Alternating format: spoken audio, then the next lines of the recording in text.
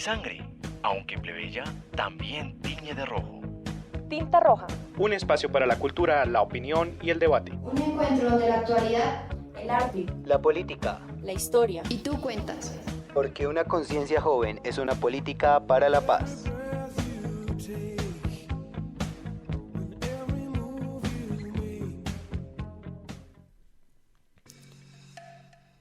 Muy buenos días a todos nuestros oyentes de Tinta Roja.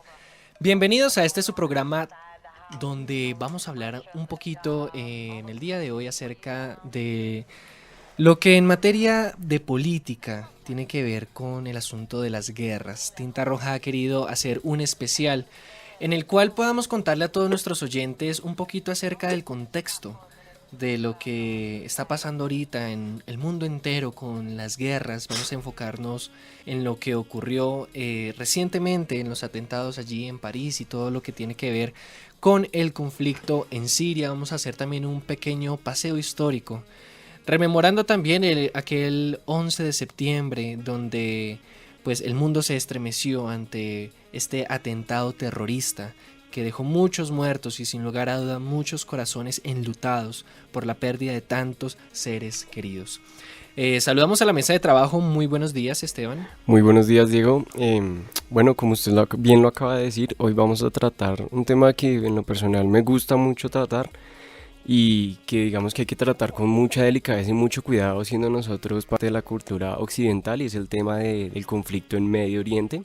El conflicto también en general lo vamos a tratar, digamos, en términos un poco hasta teóricos, y digamos que esto para efectos de que nuestro oyente asuma una postura más bien crítica frente a lo que está sucediendo en Siria y no caiga en lugares comunes a la hora de hablar de algo que muchas veces no se conoce bien. Digamos que también queremos poner en contraste lo que está sucediendo aquí en Colombia con el conflicto armado, pero es en contraste, no en comparación, porque no se pueden comparar dos conflictos tan diferentes, tan divergentes. Así es, Esteban, y usted mismo lo ha dicho. Recordamos a nuestro oyente que el objetivo principal de este programa es brindar una visión alternativa de lo que tal vez los medios de comunicación puedan darle a usted. Pues bien, este es un medio de comunicación, pero no por ser también un medio de comunicación nos ceñimos a lo que las grandes empresas de comunicación dicen, y Tinta Roja quiere usted traerle un contexto completo para que usted entienda qué es lo que está pasando en guerras y no se quede solamente con lo que los medios masivos de comunicación puedan ofrecerle o puedan brindarle. Teniendo en cuenta que lo alternativo está en el contenido, ¿no? Y que nosotros tampoco lo sabemos todo, que nosotros también estamos en esa dinámica de más o menos entender y excavar por ahí cómo es el conflicto en Medio Oriente, porque realmente es algo muy complejo, es algo de años de historia, de cultura, de política, es algo totalmente inmenso. Asunto también religioso y bien. Claro. Y bueno, sí, Esteban, tiene usted toda la razón. Y bueno, empecemos hablando acerca de qué es la guerra, Esteban. Para usted, guerra. Pues bueno, Diego, yo no me limitaría a hablar única y exclusivamente sobre la guerra, porque la guerra finalmente es el conflicto que llega a las armas, ¿no? Uh-huh. Entonces, bueno, y la guerra que tiene que ser entre naciones, entre estados, naciones, etcétera, etcétera. Pero a mí lo que me interesaría hablar, y lo que muy seguramente usted nos va a hablar con esa hoja que tiene ahí, uh-huh, es sobre el conflicto. Y a mí me gustaría partir diciendo algo, perdóneme si le robo la palabra, sobre el conflicto, cuando Hegel nos dice que el conflicto es el motor que impulsa el cambio social. Uh-huh. Sí, exacto. Las guerras están basadas en conflicto, como usted muy bien lo ha podido decir. Y pues se sabe que el conflicto es necesario para la evolución, la madurez, la transformación, el crecimiento incluso de cualquier individuo o incluso la misma sociedad. Esteban, ¿cómo se aprende a caminar? Cayéndose una y otra vez, ¿no? Por supuesto, hay muchos ejemplos digamos, históricos. La historia nos ha enseñado que el conflicto realmente es lo que nos ayuda a mejorar. Un profesor me decía que te nutre más una persona que te contradice que una persona que te apoya en todo lo que dices, y eso es algo totalmente cierto, porque finalmente uno está de frente viendo en qué es lo que está fallando, porque la persona que te contradice es la que te está diciendo, mire, Ajá, usted es esto, usted es esto, usted es esto. Finalmente el conflicto, y hay muchos ejemplos de eso, el conflicto es lo que impulsa el cambio y el mejoramiento y la evolución. Podríamos dar muchos ejemplos, y a mí se me ocurre el de Steve Jobs versus Bill Gates, digamos el entre comillas conflicto que se dio en el campo de la tecnología, que finalmente desembocó en aparatos digamos tecnológicos totalmente innovadores, y todo gracias al conflicto y la pelea y la riña y el rifirrafe que había entre estas dos personas. Claro que sí, Esteban, y bueno, el conflicto es necesario, como lo decíamos anteriormente, para el desarrollo de las personas. Por lo tanto, es algo que puede llegar a ser inevitable en cualquier vida o en cualquier sociedad. En mis manos, como usted bien lo decía, estuvimos indagando un poco en las bases teóricas de lo que es el conflicto, qué es lo que dicen los expertos al respecto, y resulta que el 30 de julio de 1932, Albert Einstein dirigió una carta a Sigmund Freud. Recordamos que Albert Einstein es un físico, o fue un físico el berraco a nivel mundial, ¿no? Descubrió o su bandera o su estandarte fue la teoría de la relatividad del tiempo, que desentrañó muchas de las incógnitas en cuanto a física, en cuanto a espacio, incluso en cuanto a la percepción del tiempo se tiene. Una de las grandes mentes, incluso más brillantes de toda la humanidad, y queda recordado por ello. Describió a Sigmund Freud, que es el padre del psicoanálisis, un hombre que se encargó de desentrañar la mente de las personas, tratar de entender cómo es que nosotros pensamos, por qué pensamos y qué es lo que pensamos. De allí, pues también para desentrañar en qué deriva nuestro actuar. Y la carta iba dirigida con este título, que más bien es una pregunta.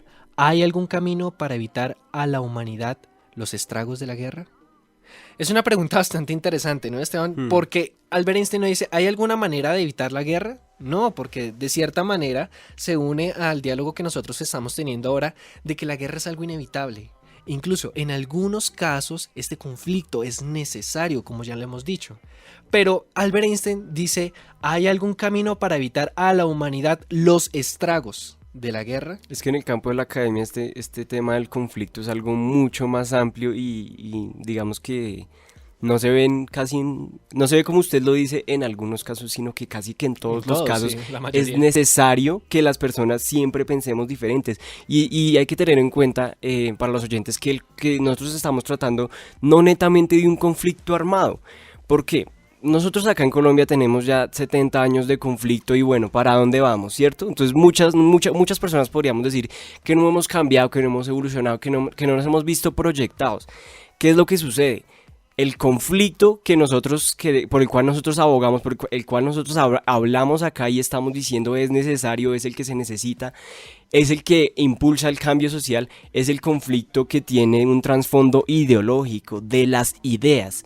Cuando dos ideas se encuentran, cuando dos ideas son diferentes, divergentes, y dos ideas tienen que ponerse en común, ese es el conflicto al que nosotros nos referimos. Digamos que podemos poner el ejemplo del Frente Nacional, 16 años de 4 y 4, yo me reparto, tú te repartes, Partido Liberal y Conservador, que realmente liberal y conservador sí se veía muy, el conflicto entre los azules y los rojos, pero realmente no había un conflicto ideológico porque eran lo mismo. Uh-huh. Muchas veces los liberales eran más conservadores que los conservadores. No había el conflicto por el cual nosotros estamos hablando aquí, que era el conflicto que nos mueve, que nos motiva, que nos motiva a mejorar, a evolucionar. Así es, Esteban. Y bueno, dándole cabida un poquito a la carta que precisamente mencionábamos ahorita, que por allá en el 32 Albert Einstein escribió al padre del psicoanálisis Sigmund Freud, él menciona lo siguiente: cada nación debería avenirse a respetar las órdenes emanadas de este cuerpo legislativo, someter toda disputa a su decisión, aceptar sin reserva sus dictámenes y llevar a cabo cualquier medida que el tribunal estimare necesaria para la ejecución de sus decretos. Lo que entra hablando pues el físico Albert Einstein es que la guerra es normal, sí, es natural, y siempre van a haber disputas, siempre van a haber divisiones, siempre van a haber diferentes puntos de vista, y estos pueden convertirse en un conflicto armado. Pero lo que aclarece él es que hay una institución que regula, que es la institución legislativa, y que ambas partes, lo ideal sería que se sometieran al dictamen que toma esta institución legislativa, que confiemos, va a juzgar muy bien y va a llegar a un acuerdo entre las dos partes. Él dice, de entrada, respondiendo a esa pregunta, ¿hay algún camino para evitar a la humanidad los estragos de la guerra? Bueno, él comienza reconociendo que tal vez uno de esos caminos es que se aplique lo que en teoría debería ser aplicado, que una vez haya un conflicto y entre un intermediador a mediar entre ambas partes sometan su voluntad a la voluntad soberana de aquel intermediario que quiere regular pues este conflicto. Pero aquí de entrada me enfrento con una dificultad, continúa diciendo el físico. Un tribunal es una institución humana que, en la medida en la que el poder que posee resulta insuficiente para hacer cumplir sus veredictos, es tanto más propenso que estos últimos sean desvirtuados por presión extrajudicial, es decir, que las partes beligerantes no se sometan a la decisión que esta rama judicial o legislativa quiere tratar de imponer para menguar el conflicto armado. Abro comillas, el logro de seguridad internacional implica la renuncia incondicional en una cierta medida de todas las naciones a su libertad de acción, vale decir, a su soberanía, y está claro que que ningún otro camino puede conducir a esa seguridad, es decir, que la única forma, según lo teórico, según lo que se afirma desde este comunicado, es que estas dos partes se sometan a esa institución que intenta regular, intenta medir las partes para que lleguen a un acuerdo. Y aquí llegamos a un tema bastante interesante, que es lo que lleva al conflicto armado y a esa ambición que es el hambre por el poder. Es aquello que busca llevar a las personas a luchar entre sí mismas. Tenemos entonces una sociedad, ¿cierto? Con una cultura, con unas creencias, con unos talentos especiales, y tenemos otra. Y resulta que estas dos culturas están conviviendo de manera simultánea hace algún tiempo, ¿no? Pero en un tiempo es normal que una sienta, bueno, ¿y aquí quién gobierna a la otra? Porque es que eso es algo también que desde lo teórico se trata como algo natural. Claro, Diego. El hambre del poder. Entonces la una va a querer gobernar sobre la otra, pero obviamente la otra no va a quererse dejar gobernar y va a intentar gobernar a la otra, y es allí cuando desde las bases del conflicto encontramos las razones por las cuales los pueblos se someten en disputa por el hambre del poder. Ese es el primer factor. Eso del choque de culturas poderes. no se puede ver tanto. Bueno, yo digamos que desde la experiencia que me ha dado la historia no podría decirlo y afirmarlo y defenderlo, que es tanto así como la interculturalidad y que yo me comparto tu cultura y tú la mía, porque la historia nos ha demostrado que siempre que se chocan dos culturas, una prima sobre la otra finalmente. Y digamos que eso es algo que se puede comprobar si usted revisa un libro. Ajá. Realmente no hay esa voluntad de interculturalidad por la cual que tanto nos mencionan en la academia, en la universidad. Finalmente una cultura siempre va a buscar suprimir a la otra, siempre va a buscar imponer sus axiomas sobre la otra. Es decir que tal vez mirando desde el punto de vista de Albert Einstein o Sigmund Freud, es natural que el hombre no sea tolerante. ¿Es así, Esteban? ¿O no tanto así? Bueno, más adelante en la contestación de la carta, digamos Albert Einstein, él nos va a desentrañar un poquito esto. Bonita la carta, pero digamos que revisemos un poquito la historia. Albert Einstein fundó las bases para la bomba nuclear, ¿no? La que fue estallada en Hiroshima y Nagasaki. Continuemos. El hambre del poder, el primer factor que contribuye al conflicto armado, las guerras en todo el mundo. Habla acerca y trata esta pregunta que me gustaría trabajarla aquí en la mesa. Si los que hacen la guerra son unas minorías, porque eso es cierto, ¿no? Son unos pequeños grupos de personas los que están incentivando, los que históricamente han incentivado o propiciado las guerras en todo el mundo. Si los que hacen las guerras son unas minorías, ¿cómo es que ponen a su merced a las mayorías? Porque finalmente, digamos, esto es un juego de conceptos, ¿no? Entonces el conflicto, la guerra, la violencia, Muchas veces se habla que acá no se va a acabar, se va a acabar el conflicto armado y es el fin de unos acuerdos, pero la violencia va a seguir. Y la violencia no es una constante de minorías, digo, la violencia, le digo, es una constante, es de índole de las mayorías. Es propiciada por las minorías. Y bueno, la pregunta que hace él es esa. ¿Cómo es que las minorías logren someter a su merced a las mayorías? Esto sin excluir a aquellos que eligen la guerra como una opción de trabajo. La solución a esta pregunta es otra pregunta aún más interesante. ¿Cómo es que estos procedimientos logran despertar en los hombres tan salvaje entusiasmo hasta llevarlos a sacrificar sus propias vidas?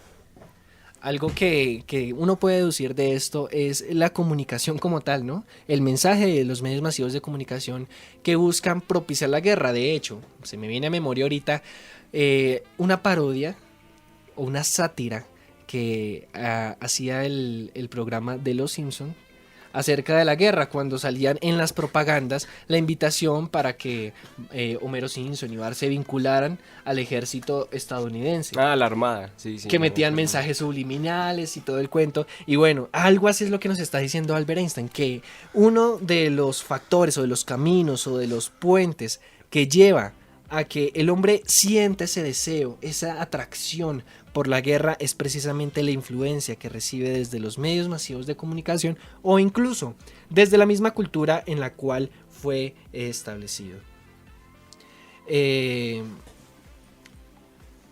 Esto es interesante analizarlo, Esteban, porque la guerra de cierta manera puede ser incitada, la guerra de cierta manera puede ser planificada, la guerra de cierta manera puede ser un vehículo que lleva al fin y al término de los intereses de unos pocos.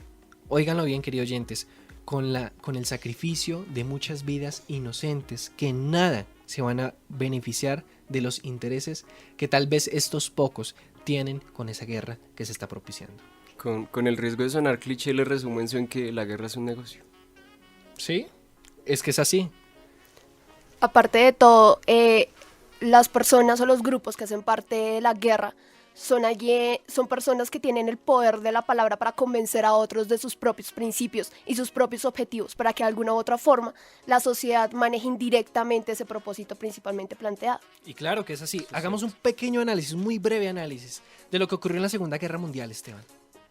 Se levanta un hombre conocido como Adolfo Hitler, que con un discurso logra unir, persuadir, alienar, convencer a una masa gigantesca de que hay un enemigo que no necesariamente tiene que recibir el nombre o merece recibir el nombre de ser humano, sino que es algo así como un animal, una raza impura que debe ser exterminada. Desde el discurso, esta ideología fue impuesta a todo un ejército, a toda una multitud e incluso a toda una nación que se aliaron a este discurso ideológico.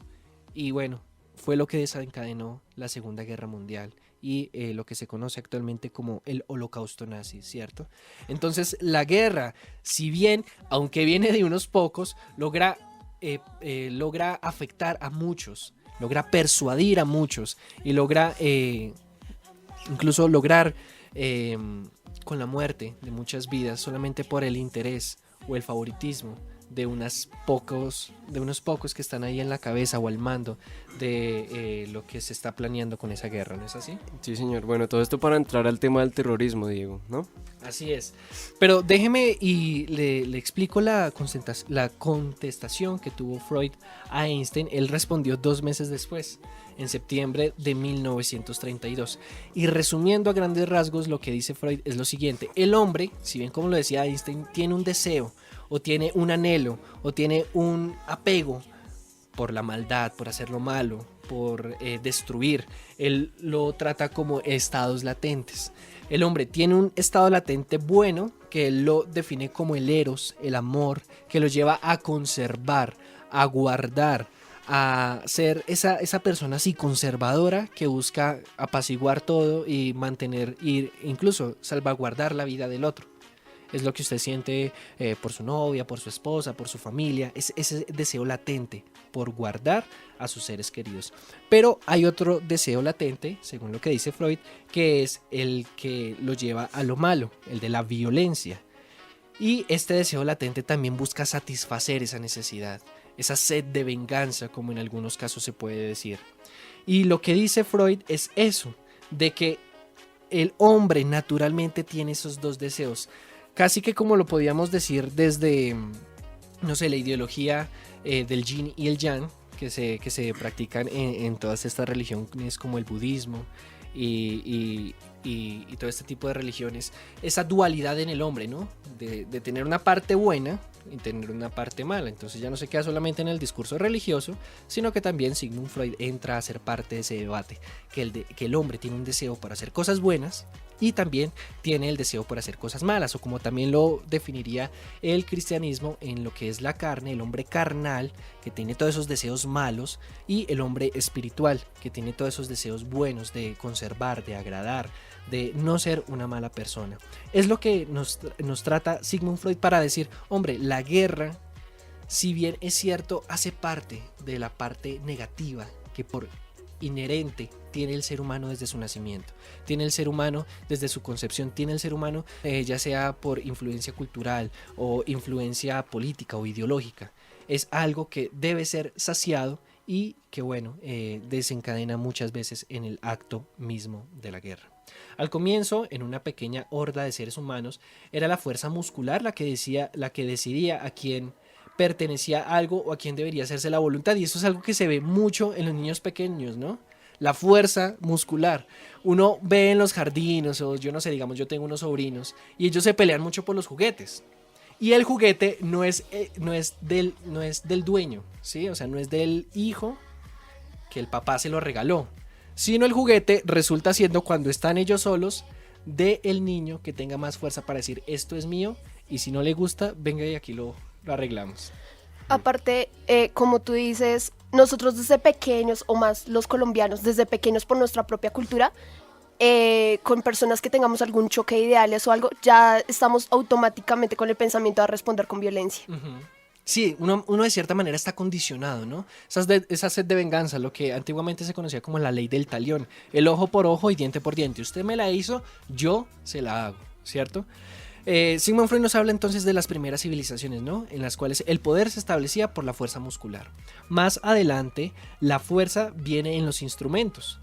Vence quien tenga mejores armas y demuestre mejor manejo en su destreza. Esto buscará neutralizar al enemigo. En algunos casos se le mata para saciar la sed de violencia, y en otros se deja la vida para adrementarlo y utilizarlo en servicio provechoso que éste pueda brindarle a su victimario, ¿no? Entonces viene la evolución de la guerra, y ya no es solamente a través de la fuerza muscular, de que el más grandote es el que gana, sino que aparecen entonces las armas, aparecen las estrategias militares, aparece también el intelecto como un arma o una fuerza que puede llevar al victimario a lograr esa victoria en la guerra. Y él habla de dos situaciones. El victimario o puede matar a su víctima para saciar esa sed de venganza, o puede someterlo como un esclavo para cumplir los intereses. De ambas maneras también el victimario está saciando esa sed, ese anhelo, ese deseo por vengarse o de violencia que, según Sigmund Freud, se tiene desde el nacimiento. Esto llevó a un camino en el cual la violencia llevó al derecho. Llegó un momento en el cual la historia de la humanidad dijo, hombre, esto no puede seguir siendo así, de que el más poderoso siempre sea el que gana. Debemos entonces establecer unas reglas, debemos entonces establecer unos parámetros para que haya cierta equidad al momento de que aparezcan los beligerantes y las principales potencias a reñirse. Y es lo que se conoce como el camino que llevó al derecho. Pasó a ser que la fuerza de uno podía ser contrarrestada por la unión de varios. Entonces, pongamos un ejemplo, Estados Unidos, que es una superpotencia a nivel mundial actualmente. ¿Y cómo vencemos nosotros a Estados Unidos si es que es un país que tiene fuerza militar, si es que es un país que tiene fuerza intelectual, monetaria, por donde usted lo quiera ver? es un país que tiene fuerza. Aparece entonces en la evolución de la guerra el ámbito de la unión hace la fuerza. Allí es de donde nace ese término. Uno muchas veces piensa, oiga, ¿dónde nacen estas palabras? Bueno, de allí nació ese término o ese concepto o ese dicho de que la unión hace la fuerza. Llegó un momento en el cual fue considerado como estrategia de guerra la unión de diferentes culturas que, si bien no tenían tal vez nada en común, y tal vez lo único en común que tenían era ese enemigo, decidieron entonces unirse y lograr pues esa estrategia también para persuadir o lograr vencer a su enemigo a través de la unión, a través de la masa. Las leyes que esa asociación determinan entonces en la medida en que el individuo debe renunciar a la libertad personal de aplicar su fuerza como violencia, a fin de que se posibilite una convivencia segura. Pero esto se queda en teoría, ya que en las sociedades encontradas siempre habrán diferencias, ¿sí? Que es un poquito, y con esto damos introducción a lo que es el tema del día de hoy, es que si bien en lo teórico las leyes deben aplicarse, en lo teórico es la solución para el conflicto armado, de no dar una guerra asimétrica o de incluso evitar la misma guerra, no siempre va a ser, porque digamos las diferentes instancias que se unen para combatir a ese enemigo, que como lo decía anteriormente puede que sean totalmente diferentes estas sociedades que se unen, que tal vez el único factor que tienen en común es derrotar a ese enemigo. Pero ¿qué pasa cuando ese enemigo es derrotado? ¿O qué pasa cuando ese enemigo es neutralizado? Entre ellos mismos va a seguir habiendo esa sed de poder. Quien ahora entre los que quedamos va a ser el que va a gobernar, y va a surgir uno nuevo y vamos a tener como resultado un nuevo conflicto. Por lo que, según Sigmund Freud, se queda entonces en la teoría de que esto no basta, de que esto no es el fin último de la guerra, sino que debe ir algo más allá. Y es allí cuando él dice, querido Albert Einstein, como usted lo ha dicho, sí hay un camino, y bueno, le he dado unas de las posibles soluciones que históricamente se han intentado plantear o que históricamente se han intentado implementar para que la guerra no se dé, pero a fin de cuentas vamos a terminar nuevamente en guerra. La solución que yo le doy es la siguiente, y es que cojamos la otra parte del hombre, la parte buena, ¿no? El eros, eso que busca conservar, eso que busca alimentar, y alimentemos esa área.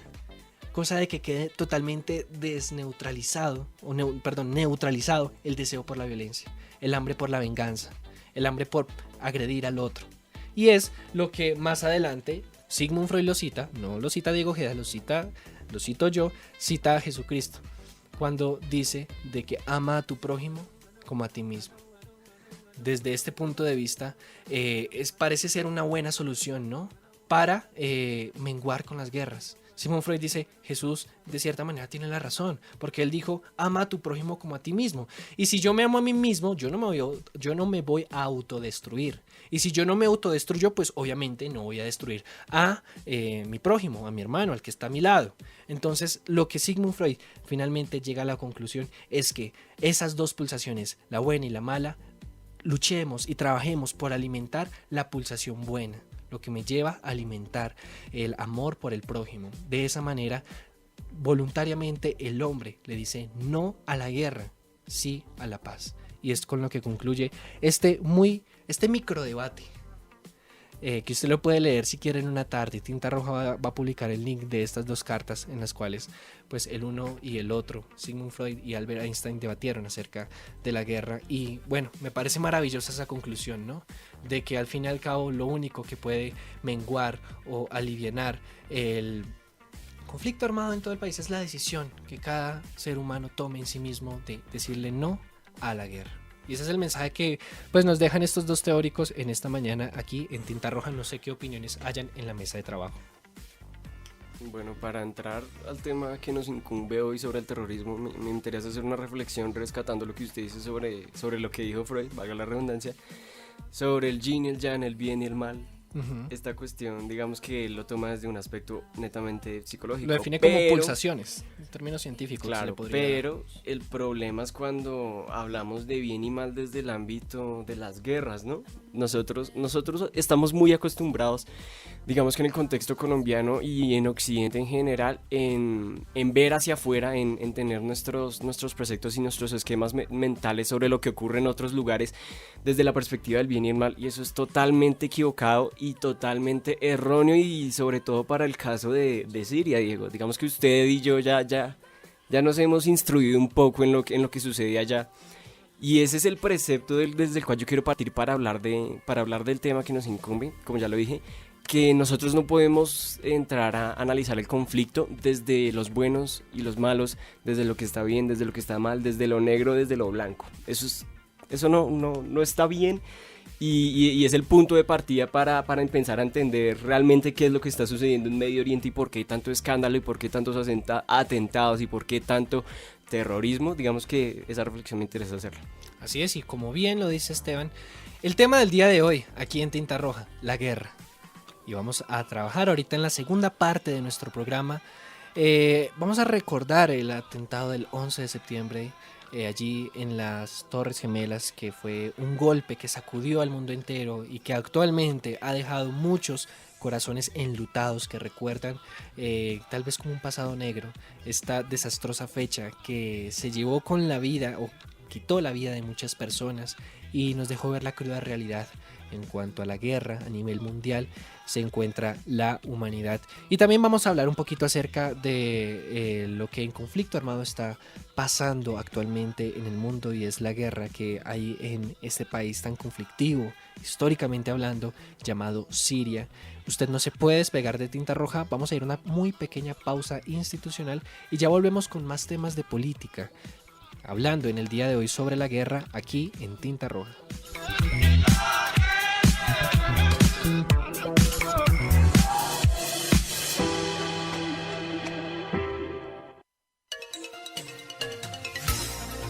Escenario Radio, emitiendo desde la Universidad Santo Tomás de Bogotá.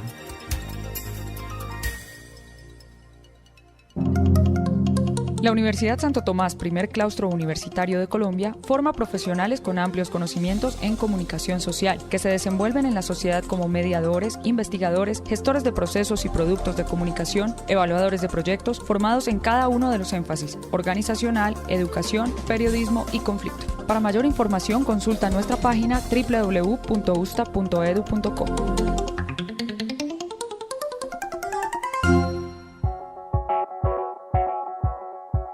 Escenario Radio, emitiendo a través de la Red Mundial de Computadores.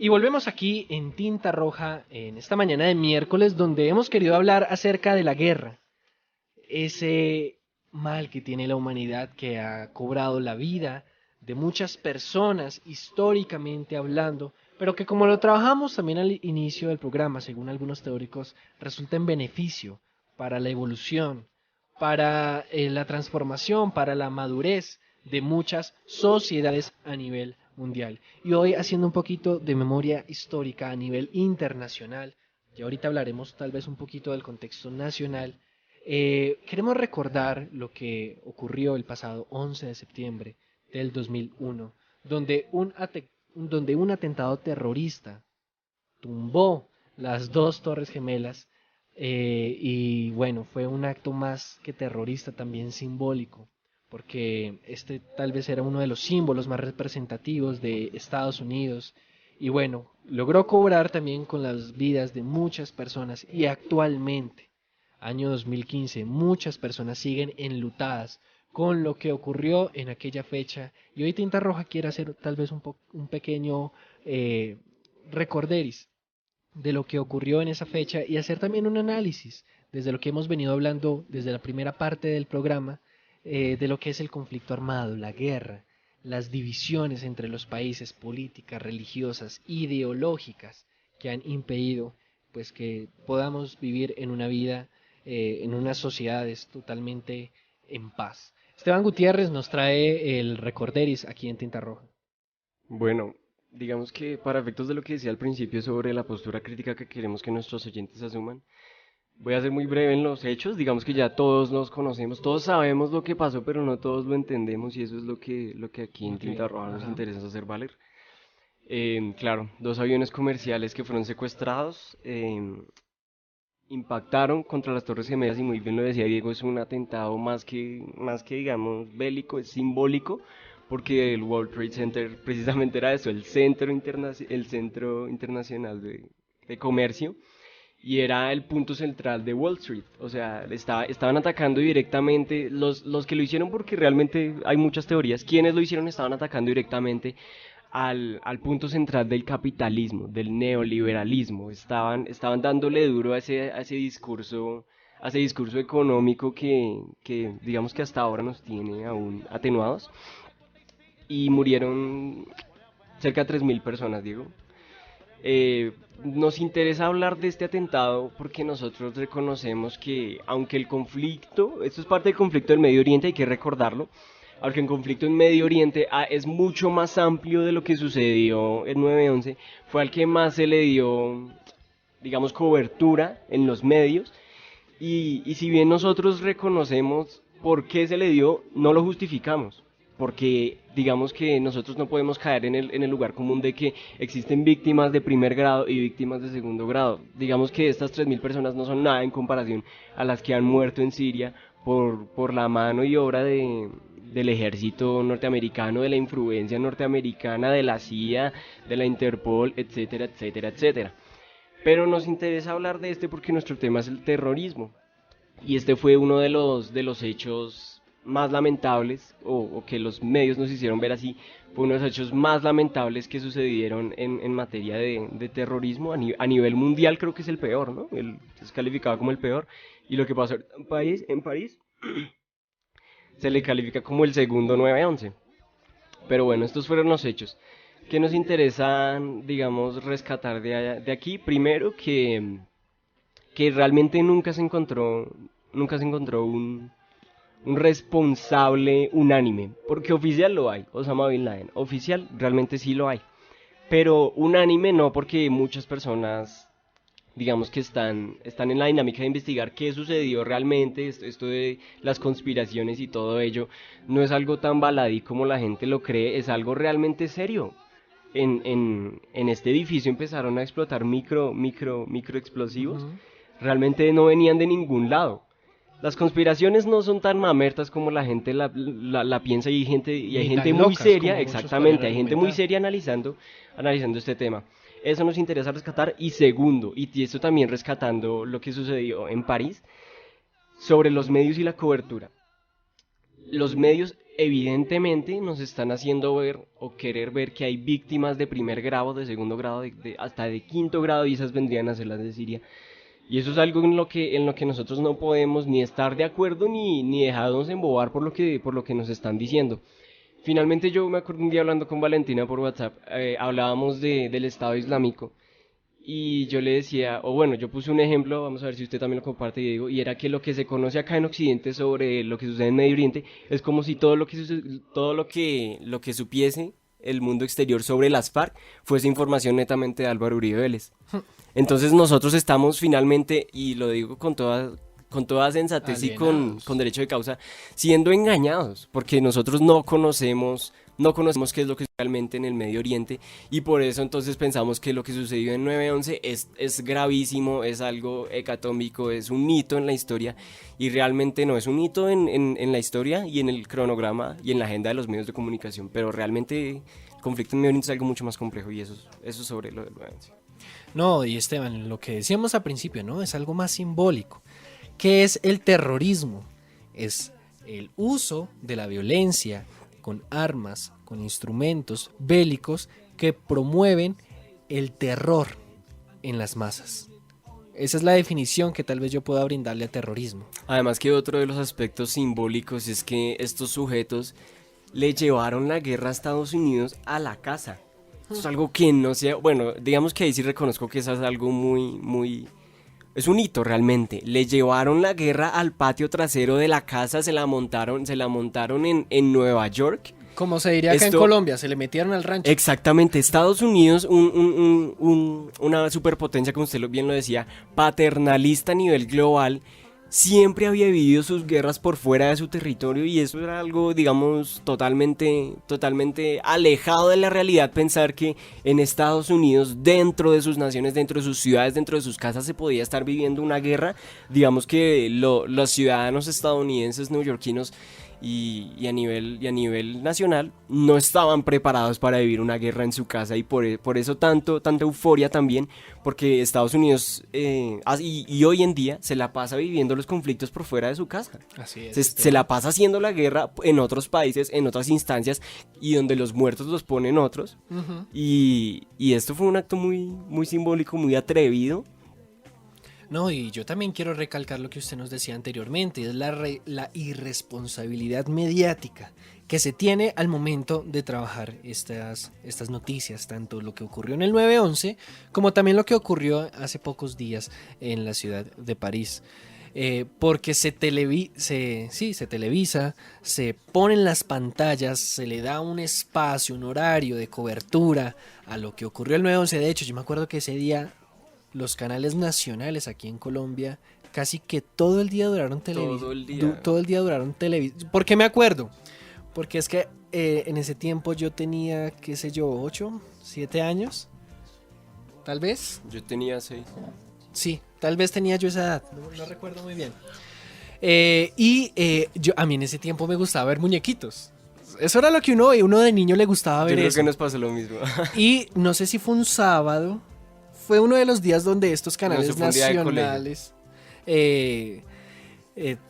televisaban muñequitos y yo vivía recansado. Yo estaba estresado en mi casa porque todo el día lo del 9/11 y bueno, uno de niño tal vez no entienda la importancia de eso. Yo quería ver muñequitos, pero no, 9/11 en la casa. Por eso es que me acuerdo muy bien la cobertura mediática que en ese momento los medios nacionales de televisión le dieron. Y Esteban, y estoy seguro de que no solamente los nacionales, sino también los internacionales le brindaron una amplia cobertura mediática a lo que ocurrió en este acto, y es algo similar a lo que ocurrió con los atentados en París, una cobertura mediática tremenda que hasta incluso Facebook entró a ser parte de esa cobertura mediática con el filtro que se le puede poner a las fotos en Facebook de la banderita de París.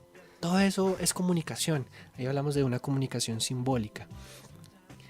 Y no se comunica la otra parte de la guerra, no se comunica las acciones agresivas, violentas, deshumanas que ha hecho también Estados Unidos en ese territorio donde no ha dejado. ¿Cuántas víctimas tuvo el 11 de septiembre, Esteban? Aproximadamente 3.000. Aproximadamente 3.000. Le aseguro a todos nuestros queridos oyentes que las cifras de muertos que ha dejado el ejército estadounidense a nivel mundial ha sido mucho. Es que no mayor. Se comparan. Ni siquiera no son ni el 0.00001%, son catastróficas, grandísimas las proporciones de muertes que ha dejado el ejército estadounidense, y eso no se televisa. Es que a propósito y a eso no se le da cobertura mediática. Y es allí cuando Tinta Roja le dice a usted, no coma tan entero, no coma todo lo que le comunican de que estos son los malos y que estos son los buenos, porque verdaderamente resulta siendo al revés, ¿no? Los malos son buenos, los buenos son malos. Y dejémonos de vainas, ambos son los malos. Ambos han tenido muertos. Ambos han tenido atentados. Ambos son parte de un conflicto. Exacto. No quiero que diga que son buenos o malos. Pero digamos que a propósito de lo que sucede en París y para efectos de lo que hablábamos de realmente estamos viendo una parte de la guerra muy pequeñita, la punta del iceberg. Apenas 2 días creo en Beirut, una ciudad de Siria, se perpetuó otro atentado por parte también del Estado Islámico. alrededor de 40 muertos. Un mes antes en la misma ciudad, en Beirut, digamos que 24 horas antes de lo que sucedió en París, en Damasco, en la capital de Siria, una ciudad, o sea, que tampoco tiene punto de comparación con Bogotá, es totalmente inmensa, hermosa, digamos que también es totalmente superior a Bogotá. En Damasco, más muertos por atentados terroristas del mismo calibre que se perpetuaron en París. ¿Y quién se enteró? Pues realmente nadie. Sí, digamos que si yo no me pongo a hablar con un profesor de eso, yo tampoco me entero. Pero es algo que hay que tener muy en cuenta. Y yo invito a nuestros radioescuchas a que investiguen, a que usen Google para otras cosas, ¿no? Que no solamente se conformen con lo que la televisión pueda brindarles, incluso los periódicos o la misma internet. Hay muchos blogueros, muchas personas, y es allí cuando entra a jugar lo importante, el rol tan responsable, importante que tiene actualmente en la sociedad los medios alternativos de la comunicación. Que son esa otra mirada, esa otra vista, esa otra postura noticiosa que se tiene, donde se muestra desde otra perspectiva lo que puede ser, en este caso, la guerra a nivel mundial. Entonces, indague, métase por allá en los océanos más profundos de la internet para que usted pueda enterarse de lo que verdaderamente ocurre. Cosa que no trae que tan entero, porque... Sí, empiece por cuestionar lo que le están diciendo, empiece por empezar a creer que le pueden también estar mintiendo, ¿no? Que los medios mienten sin escrúpulos y sin pudor. Y bueno, Tinta Roja también quiere explicarle a nuestros oyentes lo que está pasando actualmente en Siria. Todo lo que está ocurriendo allí en este país que históricamente ha sido uno de los más golpeados, azotados en materia de guerra, de conflicto, de actos inhumanos a través de toda la historia. Queremos recordar que Siria está ubicado en un territorio geográfico que es conocido como el Medio Oriente. Es tal vez un poquito limítrofe, no tiene frontera, pero es casi que hermano de Egipto. Entonces ya uno se va ubicando en el mapa, casi que es fronterizo con el mar Mediterráneo. Es allí donde se ubica el Medio Oriente. ¿Y por qué esta zona ha sido tan peleada? ¿O por qué ha sido tan discutida? ¿O por qué ha estado tanto en el panorama de guerra a nivel histórico? Es por lo siguiente, porque aunque muchos pueden decir que eso es un desierto, y eso es lo que nosotros vemos a través de las cámaras, ¿no? Lo que registran las cámaras, que eso es un peladero. Registra Google Earth. Eso es un peladero. Pues no es un peladero. Es una zona altamente fructífera, donde si bien la mayoría del espacio es desierto, hay algunos denominados, podemos llamarlos así, oasis, que tienen una amplia gama de recursos naturales bastante significativos. Y como lo decía ahorita, donde hoy en día se levantan ciudades mucho más, entre comillas, desarrolladas que lo que estamos viendo acá en Bogotá. Es que nosotros acá en Bogotá pensamos que vivimos de primera mano el primer mundo, y es que allá hay ciudades que realmente nos superan en materia económica, política, social, cultural. Entonces, dentro de ese contexto histórico, Siria, según Diana Méndez, la historiadora colombiana, tiene un recorrido o tiene una historia de más de 8.000 años. Conoció lo que es el imperio babilónico, la civilización egipcia, conoció a los persas. Es un territorio donde siempre han habido conflictos. Por eso mismo, allí pues recientemente, a comparación de todos estos 8.000 años de historia, se encontró petróleo, lo que sumó una plusvalía. Antes, en los tiempos bíblicos, esto era una zona donde confluía el comercio, era casi que un espacio obligado, y por eso se peleaban tanto ese territorio, para no tener que pagar impuestos y toda la cosa. El conflicto sirio tiene sus orígenes en la corrupción, en la captura política, en la pobreza y en la violación de derechos humanos, y más que todo en la desigualdad.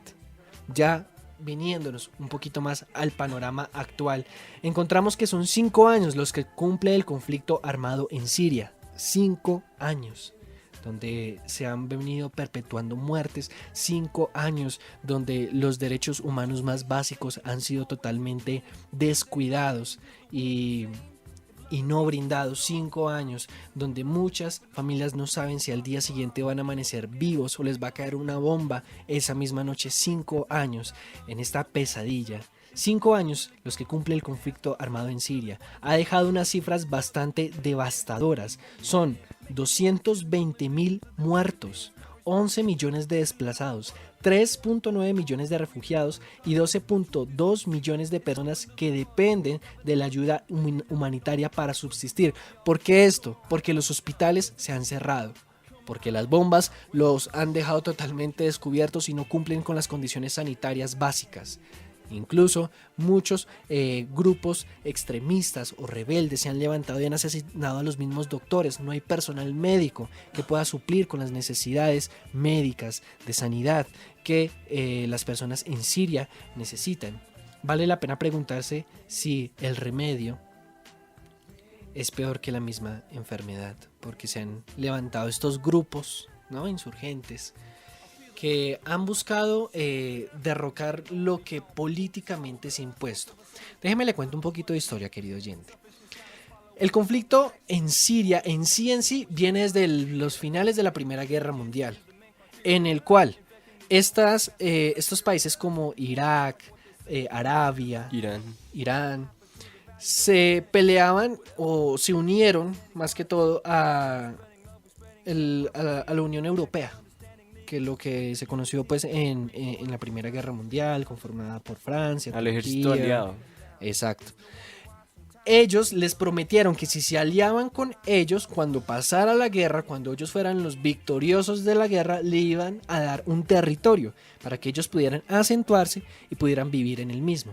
Pues bueno, les cumplieron de cierta manera la promesa, pero no como deberían haberla cumplido, porque le dieron un territorio bastante estrecho y la misma Europa dividió las fronteras de ese mismo territorio, que es donde encontramos ahorita Palestina, donde encontramos a la misma Siria, Gaza.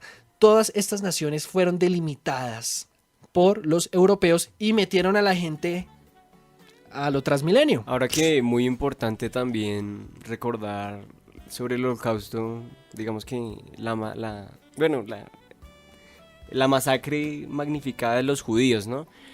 ¿Por qué? Porque digamos que en compensación a lo que le sucedió al pueblo judío, la OTAN también le ofreció el mismo territorio, la misma Tierra Santa a todo el pueblo judío, y ahí ahorita están los judíos peleando por su tierra porque digamos que Estados Unidos les regaló una tierra ajena al pueblo judío. ¿Qué sucede? Nosotros conocemos quién murió en lo que sucedió en la Guerra Mundial. Sabemos que murieron judíos, pero no sabemos que, como lo decía un profesor también, no sabemos que murieron homosexuales, no sabemos que murieron negros, no sabemos que murieron lisiados, porque la campaña de Hitler no era exclusiva para los judíos, pero digamos que el resto de los otros grupos no tienen este aparato ideológico que sí posee el pueblo judío. Digamos que también en materia de conspiración se ha dicho que el pueblo judío es dueño de mucho más allá de lo que por encimita tienen. Digamos que se piensa que son dueños de Hollywood, que están detrás de Wall Street, que están detrás de muchas más cosas. Entonces digamos que nosotros sabemos que murieron judíos, pero no sabemos que a los judíos se les regaló tierra ajena, tierra que no era de la OTAN, del ejército aliado de Inglaterra, de los que se aliaron en contra de la Alemania nazi. Y digamos que hay que entender esto para entender el inicio del conflicto en Medio Oriente, porque se están peleando pueblos por índoles religiosos, por índoles geográficos, políticos y si nos queremos ir millones de años atrás, culturales, sí señor. Y bueno, resulta que en medio de todo este caldo de cultivo, porque eso era una bomba de tiempo, se esperaba, mejor dicho, que estallara una guerra allí, porque es que metieron en un nuevo territorio a judíos, a cristianos, a musulmanes, con una distribución totalmente injusta, imparcial, y empezaron a reñir entre ellos. De allí, en Siria, se levanta dos grupos extremistas que buscan pues normalizar las cosas, que son los chiitas y los sunitas. Hay que diferenciar estos dos grupos de musulmanes. Los chiitas se caracterizan por ser laicos y van de acuerdo al gobierno de Al-Assad, que recordemos que pues fue un hombre que fue discutido bastante por la opresión que le dio al pueblo desde sus comienzos allí en su gobierno, ya que a lo Chávez, ¿no? Censuró cualquier tipo de opinión pública, callaba a todo aquel que estuviera en contra de su gobierno, entonces se convirtió en una censura totalmente apática hacia las personas que integraban pues el gobierno que él estaba liderando, y el de los chiitas, es apoyado por Rusia, China e Irán, ¿cierto? Vemos allí naciones también inmiscuyéndose en materia de armamento, en materia política desde la ONU y en materia ideológica en esta guerra. Y por el otro lado encontramos también a los sunitas, que está caracterizado principalmente por dos frentes bastante radicales, que son los islamistas y los islamistas radicales, donde encontramos el Estado Islámico, más conocido como ISIS. También son conocidos mediáticamente como la oposición, y estos están apoyados por Estados Unidos, Turquía, Francia y Arabia. Por supuesto, hay que tener en cuenta quién apoya a quién y cuál es el calibre ideológico que tiene cada parte de este conflicto. Es así.